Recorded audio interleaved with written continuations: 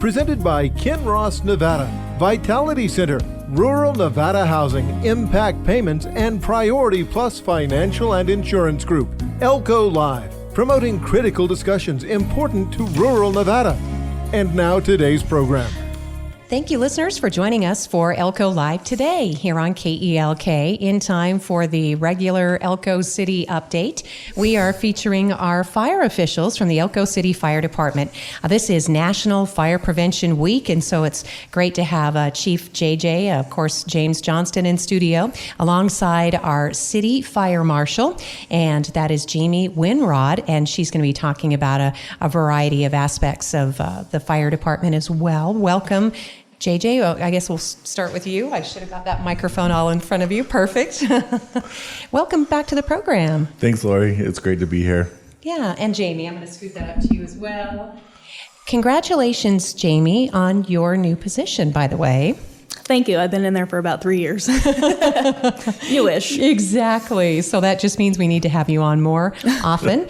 But there have been some changes around at the fire department for sure. So, yeah, we should talk about that. You've had some new hires? Yeah, we've had a few people leave, one retire, and then another one pick up a job in Colorado. So we've replaced them. Tristan Fordine started actually yesterday, and he's fitting in great. He's a local guy that has fire background in wildland and numerous other stuff. And then Dustin Osborne, who's also local. He came from NDF. They're both super supportive with the community. They've been here a really long time. And then we're looking forward to one more that we can announce hopefully next week. And then we can get all those positions filled and get up to full staff. Oh, that's great news. It's always exciting to add to the fire department family. And Jamie, you know the drill. I mean, some of these folks come up through other agencies, but a lot of times you get recruits through the volunteer fire department, Lee Engine Company. Yeah, we have gotten a couple in the past. We do have some that are still remaining old Lee Engine Company members who are moved right up to the career staff, including myself. Mm-hmm. Yeah, and you are, at one point in your career, you were overseeing the volunteers. I don't know if you're still doing that, but... I did. So when I started out with the career staff, I was the volunteer recruitment and retention coordinator. That was a grant position that we no longer have, and since then I moved into the fire marshal position. Oh, great. And so, Jamie, but there are also opportunities. You guys are always kind of looking for volunteers, people to join the ranks, or? Oh, yes, always looking for volunteers. Yeah, and you can get fully outfitted. You get the training you need, right, JJ? There's a lot it's really valuable when you invest your time. It's a way to give back to your community and then to gain something for it. Yeah, and the amount of motivation and dedication that our volunteers have to back up our career staff is it's amazing. And to see them work side by side, even in the county and throughout the whole state, they've been on fire. So it's kind of a cool opportunity to get your feet wet and then get into the service. Yeah, it's nice. And who knows, one day you could be the fire chief or even the fire marshal, right? That's even our former chief, Matt Griego, came up through the ranks that way. So he was in the Lee Engine Company. So with a national theme, let's talk about that. How many fires start in the kitchen, right? Is that something, Jamie or Chief, you want to talk about? So she got the look. Nationally and even within our own city, that is the number one cause of fires. I don't have statistics on how many, but it is the number one cause of fires throughout the nation. So, of course, we're talking about cooking safety, and that starts with you. That is the national theme for Fire Prevention Week. I guess some typical ways that, people might forget leaving something literally on the stove or in the oven? Yeah, so leaving stuff on the stove, in the oven, not having clean cooking equipment, those are some of the biggest issues that we run into. Oh, yeah, that's a good point, right? Yeah, and then also unattended cooking or children underage cooking or elderly. Like we really want to stress. And that's kind of been our theme for this whole Fire Prevention Week. And then moving into our big event that'll be on Friday, the 13th at 6 p.m. from 6 to 8 p.m. at Station 1. And we're going to have an open house, which will be awesome. We have a few vendors that are going to be set up in the app bay. We're going to pull out all the trucks so the kids can go through them. And then we're also going to do tours, kind of like a safety, kind of spooky safe house tour, which will be awesome. We're going to set up the kitchen. so we can do a couple different kitchen safety demonstrations, talk about kitchen safety with the kids and the parents, hopefully too. I think it'll be awesome. And then we'll do some stop, drop, and roll in the upstairs, and then crawl low and smoke and out to a meeting place. So it should be a really good organized event. We have popcorn balls for at least 100 people. Nice. And yes. some Eclipse glasses too. We got them to give out to the public. So 911 West Idaho is where Station 1 is from 6 p.m. to 8 p.m. on Friday the 13th. Wow, sounds great. So can kids come in costumes? So we know it's a day off school, right, Jamie? So Yeah, so I don't believe that there's school on Friday. I don't think Exactly. my There's kids no have school Friday. Yeah, there's no school on Friday. I mean, yeah, because they didn't have a holiday Monday. So cool. Yeah. So yeah, no school on Friday. If they want to wear costumes, more than welcome to. Obviously, it's not required. So we look forward to it. Sounds like fun. And of course, we know the best way to get those safety messages through is through the kids, right? Most kids, their fire safety education starts as early as preschool. Yeah, so our crews are very heavily involved into the elementary schools around town and getting fire safety out there, fire prevention. We're in the schools doing fire drills. Second grade is who we really push on to really just kind of like hone in on the fire safety. It's a pretty good age in the 7-8-year-old. That message kind of sticks with them, right? Yeah, and it's pretty cool. Like there's been calls that we've had at the hospital and other places where people haven't evacuated and the kids are dragging out their parents because they know what to do, and it's instilled in them. And it's kind of awesome to see that they pick it up so well and embrace it, which is cool. Yeah, that's important. Among the fire safety messages is to have an escape route, to have a plan to evacuate the house. And don't stop to get the toys. You want to get your parents. That's the drill. Yep. So Get out and stay out. That's what we push down their throat. it is, of course, National Fire Prevention Week. A lot of the things that we talk about, especially with unattended cooking, that's really a big problem. I think our cooking fires account for 40% of our fires. I think nationwide it's 45%, so we're right on with the national average. But unattended cooking fires sure attend for a lot of what we go to, especially like in the summertime when people barbecue and they'll set it and forget it, go inside, their Traegers aren't clean, or even charcoal grills aren't clean, and they're too close to combustibles, or they have them way too close to the house, or something that can catch on fire like a shed. So we say 10 feet, make sure 10 feet all around doesn't have anything combustible. So Pets can sometimes help start these kitchen fires, right? When things are unattended. yeah, especially cats. Yeah. Which, sorry to bring that up for cat lovers, but it's true, right? Yeah, and just that goes to say, like, all the just being there and being able to mitigate some of the problems as they occur. That's big, and even the small stuff, right? And we've even had people, and they love to keep things in their oven, extra pots and pans. Oh, right. Yeah, Okay. and so it inadvertently gets turned on, or someone hits a button, the clean button, for example. All those handles are flammable, so they'll start a fire for sure. And it gets really hot, and you can't open the door.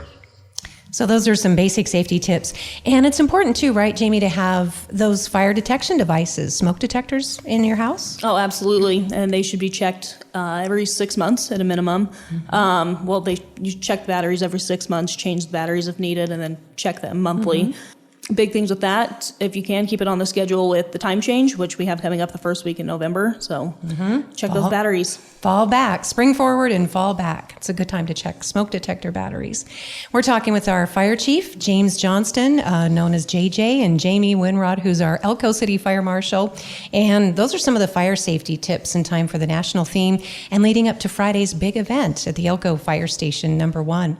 There's another big event on Saturday, right, Chief? And we know that, believe it or not, safety crews have been meeting, not just in Elko City, but including the county and even in other rural communities for the eclipse. And we should talk about that, right? Yeah, and that's coming up on the 14th. The optimal viewing time will be about 9:15 a.m. to 9:30 a.m. We're right in the path for a 90% view, 90 to 100, depending on where you are on the line. But there has been some planning, which has been kind of cool, that we've had ever since the floods, and Lee Cavaniss coming on board with the county and his emergency management style. He's very collaborative. So law enforcement, fire, EMS, we all met, we came up with a pretty good area command, which is very coordinated and organized. So we have all the events that occurred. Everybody got briefed with all the personnel that'll be out there and available to respond if any influx of populations occur and we have an event. So that could affect all our agencies.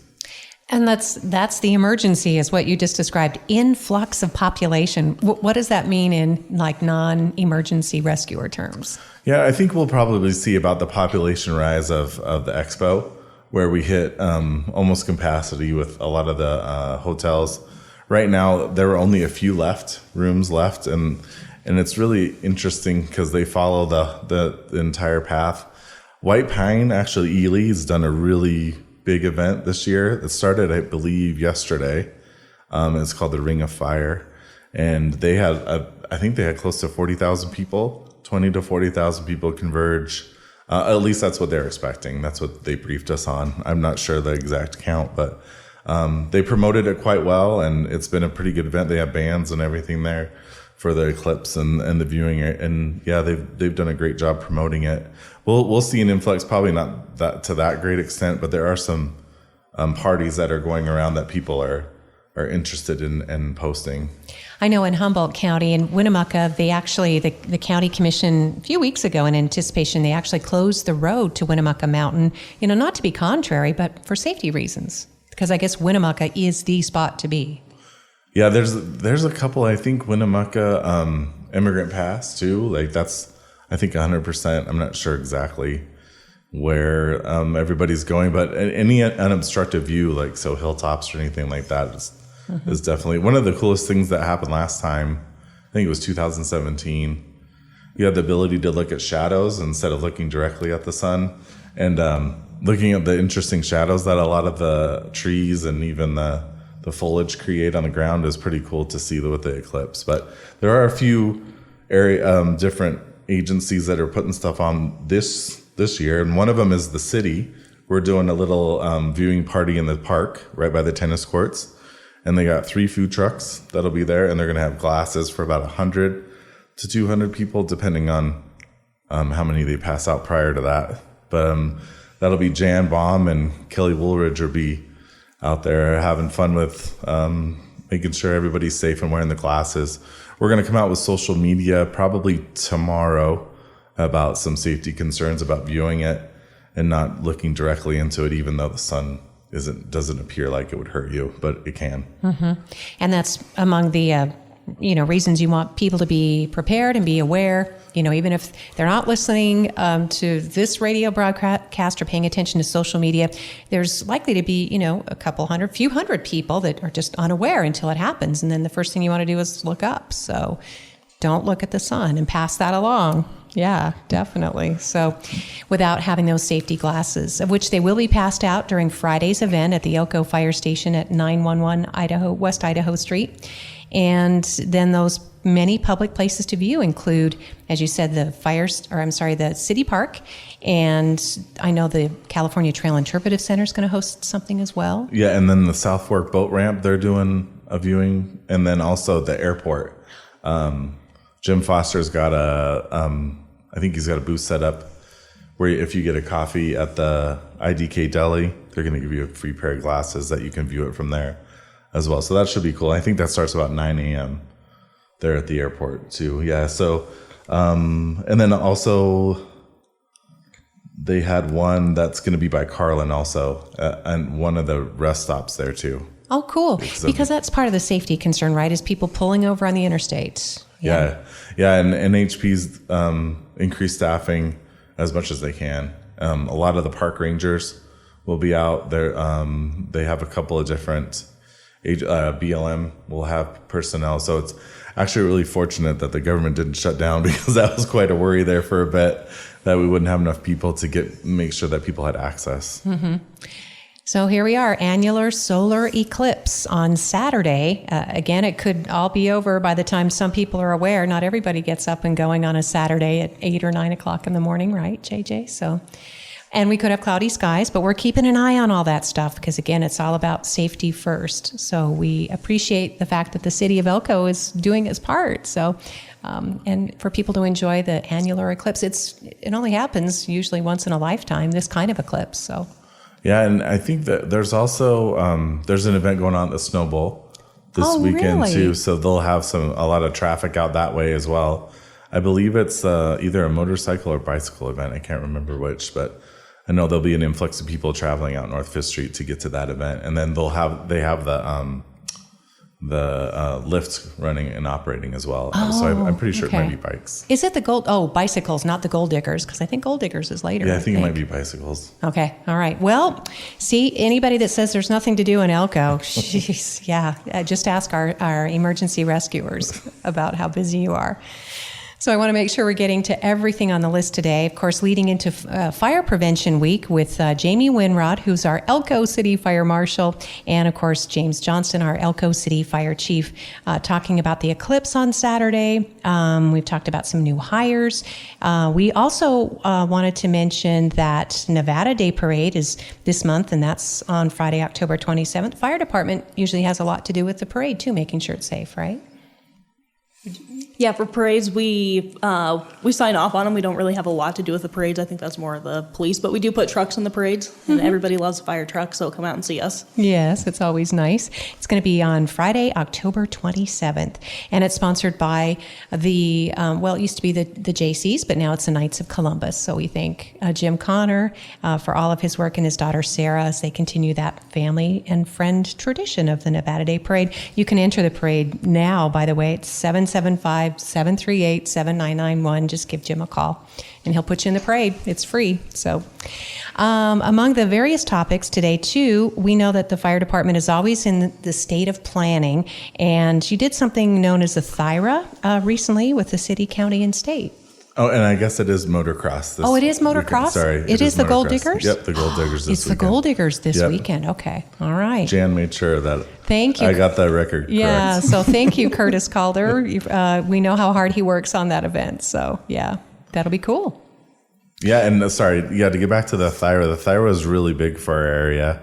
It puts us in line for our hazard mitigation plan, which is basically our master plan that we follow when we try to reduce threats to our area. We do a big collaboration. We did it with the county this year, who hosted it at the county chambers.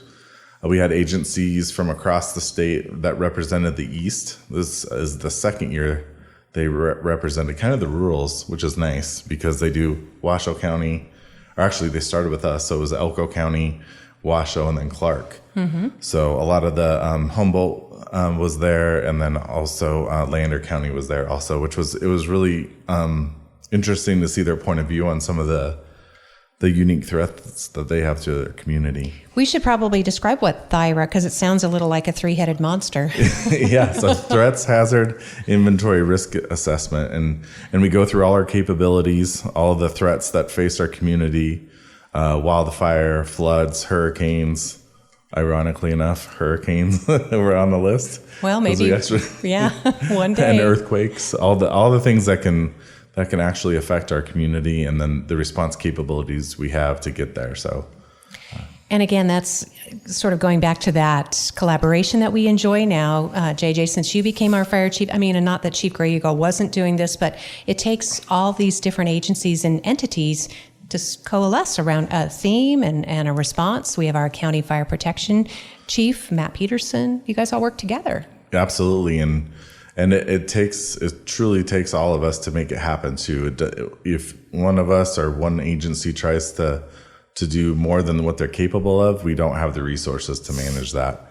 So with Lee coming on board, he definitely organized and orchestrated a really good team that comes up with solutions to kind of our wicked problems, the things that we don't have a lot of answers for. Chris McCann with the ambulance doing a great job with that too. Then also Matt Peterson and myself, it's a really good team to be a part of. And then law enforcement too, Ty Troughton, he's a part of it, and ITOR, they're all on the same page, which is awesome. Yeah, that's nice. And how are communications, by the way, since we have the E911 commission or board, if you will, and then we have now the new separate central dispatch under the county department, correct? Yeah, I think it's slowly but surely. Carrie Hutton's done a great job. She's kind of spearheading that project, working with Lee, who's also the manager of the whole thing. They brought a quality control person, and it's looking really good. The E911 has definitely supplemented a lot of the shortfalls we've had in the past, and we're looking at getting some coordinated studies that could kind of prove that we all need the same frequencies and some type of organization when it comes to the structure of our communication center. You think that's next or on the agenda, or? Yeah, definitely future details. They're trying to work out just switching over right now. Okay. And making sure that all our hardware and everything works together with all the agencies. And it's always good to have a funding source for those kinds of things going into the future, making sure that safety comes first. We can pay for it, whether it's, a franchise fee through your cell phones, or, there aren't as many landlines, obviously, as before, but it's all part of paying for what we need to keep us safe. Yeah, and the E911, I know that people kind of looked at it at the beginning, but I don't even think people realize that a lot of that money really does help make us better at responding across the board. Law enforcement, EMS, fire, those things really matter when it comes to funding, because they can surplus it and put it to the places that actually need it. And we're looking at a common communication, which is usually the first thing that goes wrong in an incident. Mm-hmm. And this is a huge county, so not just the city, obviously, but it's called what, interoperability and the ability to communicate? Yep, City exactly. and county-wide, okay. Yeah, correct. Because these emergencies won't know any boundaries, so we sure appreciate getting the update on the planning. And, speaking of that, new fire stations kind of in the plans as well. I mean, it's something, the city does a lot of master planning, right, JJ? Sure, yeah, and we've talked at great length about it. Splitting up even the personnel we have right now, because we need to cover the city a little bit better. We're growing at a pretty decent rate, which is putting our one fire station that's staffed at the corner of our response. So we definitely need to have another station that puts us in a better spot to do a better response time and get to the emergencies a little bit quicker. I guess that would be like the northwest part of Elko. I mean, a lot of growth there, North 5th Street. And aren't there also some rumblings about, well, I think it's fair to say, with the FFA and where this current airport is located, right? Our airport fire station is located in that. I mean, has that been part of the discussion?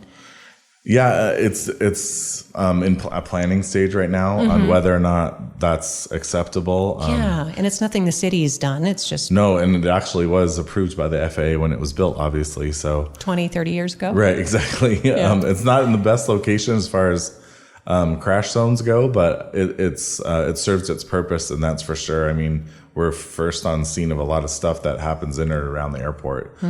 So we're definitely grateful to be where we are, and that's one of the reasons why I think we want to show it off this Friday, is because we're proud of our fire station. We want to let the public in and see where we live and make things happen. Oh, nice. Thanks, JJ. So 911 West Idaho Street, if you want to bring the family out. What was the times again for that? 6 p.m. to 8 p.m. 6 to 8. Okay. Expect a lot of action out there.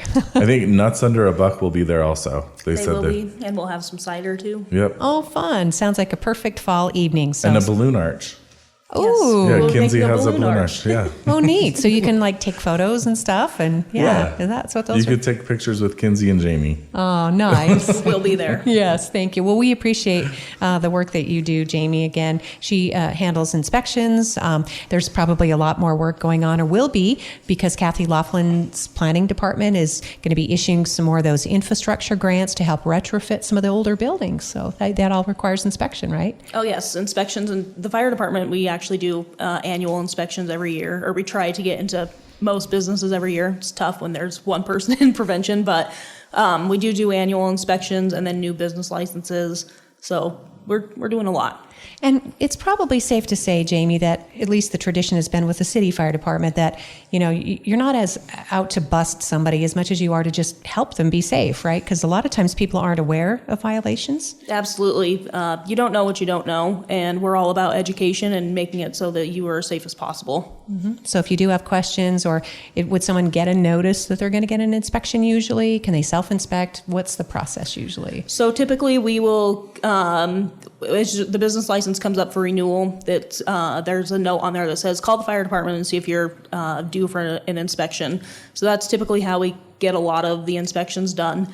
So we don't go out and do just random inspections. We'll always give you a phone call first. And then a lot of questions I get are, well, what are the main things that you're looking for?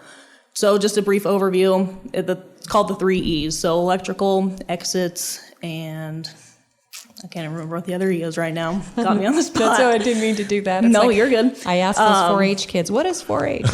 What are the 4 clovers? And they look at me, oh no, a quiz. But yeah, so making sure that your exits aren't blocked, and fire extinguishers, that's the 3rd E. Making sure your extinguishers have been serviced on an annual basis, and then making sure that you're not doing anything too crazy with your electrical.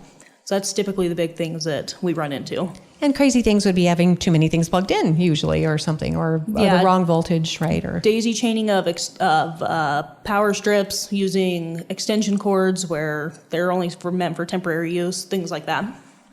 Extension cords are only meant for temporary use. I'm just kidding. A big thing, too, coming into the colder seasons with extension cords is space heaters. So space heaters, they are allowed in commercial properties. Just make sure that they are plugged directly into a wall outlet, and there's at least 3 foot of clearance from combustibles. Oh, good. Well, these are all good tips. You know, since we're starting this at the end of our radio broadcast, we'll just have to have you come back, Jamie, and give us the lowdown because, again, it's really helpful. We have all these various city departments, and a lot of times people don't know, as you said, what they don't know until they get an inspection, or it's time to get a license, or it's time to go to City Hall or go before the council. So it's great to have you in and talk about these things that you do every day. We appreciate you. Well, thank you. Absolutely, Jamie. Yeah, thank you. And Chief, obviously, wanted to give you any, closing remarks about Fire Prevention Week or safety or things that you're working on. I just want to say thank you to the community for supporting us for so long. And then we kind of mixed up our picnic to make it more of an education piece. We wanted to do some outreach and community engagement. One of the things we kind of strategically planned within the department is having a better engagement technique, and this is what we came up with, and we're pretty happy with it. We're glad to share our firehouse, and we're glad to welcome everybody that wants to come.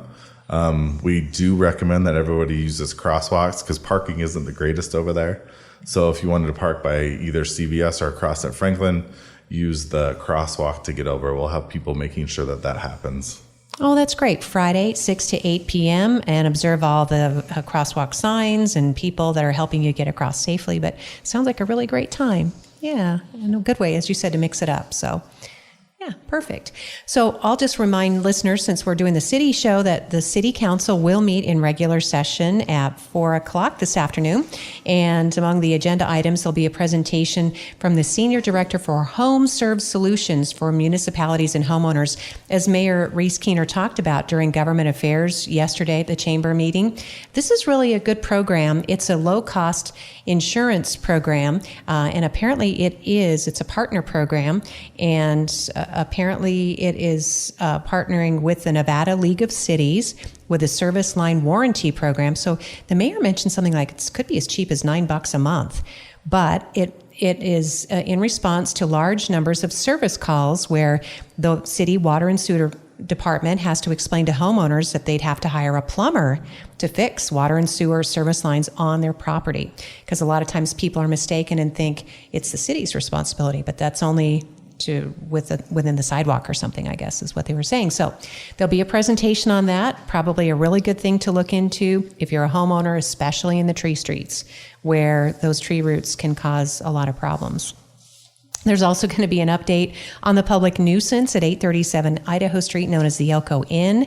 And I think the latest is focused on providing 24-hour security services. So City Manager Jan Baum said there will be an update on that during this afternoon's meeting. Nevada Gold Mines, Gold Rush, and Robertson projects in Lander and Eureka counties are looking for a letter of support from the city, so that's coming up.